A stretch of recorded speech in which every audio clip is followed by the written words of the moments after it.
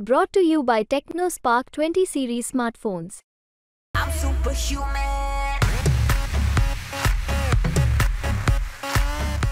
Pune car अपघातात आता एक धक्कादायक खुलासा झालाय।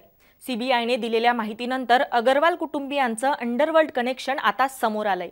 विशाल अगरवाल यांचे वडील सुरेंद्र कुमार अगरवाल यांचे अंडरवर्ल्ड डॉन छोटा राजनशी संबंध असल्याची माहिती उघड झालीय।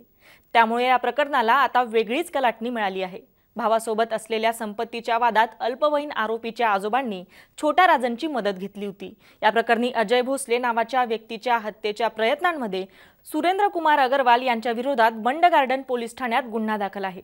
या प्रकरणी छोटा राजनसह विजय शेट्टी, राजेश यादव, शेहनबाज आलम खान यांच्या विरोधात गुन्हा दाखल आहे। आरोपपत्र दाखल करेपर्यंत विशाल अगरवालांचे वडील सुरेंद्र कुमार अगरवाल यांना अटक झाली नव्हती। नंतर अगरवाल यांनी पुणे सत्र न्यायालयात अटकपूर्ण जामिनीसाठी अर्ज केला होता। तो अर्ज फेटाळण्यात आला। त्यानंतर त्यांनी त्या विरोधात मुंबई उच्च न्यायालयात दाद मागितली होती। उच्च न्यायालयाने त्यांना अटकपूर्ण जामीन मंजूर केला। या प्रकरणात मोक्का लावणं अपेक्षित असतानाही पुणे पोलिसांनी केवळ आयपीसीची कलम लावून त्यांच्यावर गुन्हा दाखल केला होता। या प्रकरणी सुरेंद्र अगरवाल यांनी छोटा राजनचा हस्तक असलेल्या विजय तांबट यांची बँकॉक येथे जाऊन भेट घेतली होती। भावासोबत असलेल्या संपत्तीच्या वादात राजनने आपल्याला मदत करावी अशी मागणी त्यांनी केली होती। नंतर अजय भोसले या व्यक्तीच्या खुनाच्या प्रयत्नात त्यांच्यावर गुन्हा दाखल करण्यात आला होता।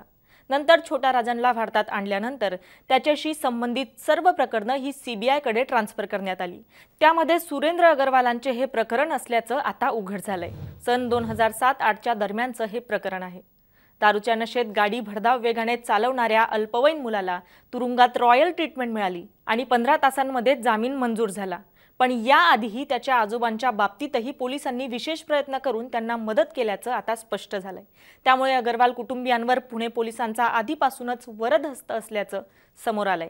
आजोबा आणि नातवांच्या दोन्ही गुन्ह्यांमध्ये पुणे पोलिसांनी योग्य कलम लावून कारवाई का केली नाही असा प्रश्न उपस्थित झालाय। तुम्हाला याविषयी काय वाटतं आम्हाला कमेंट करून नक्की कळवा आणि जर मुंबई तकला सबस्क्राइब केलं नसेल तर नक्की सबस्क्राइब करा। धन्यवाद।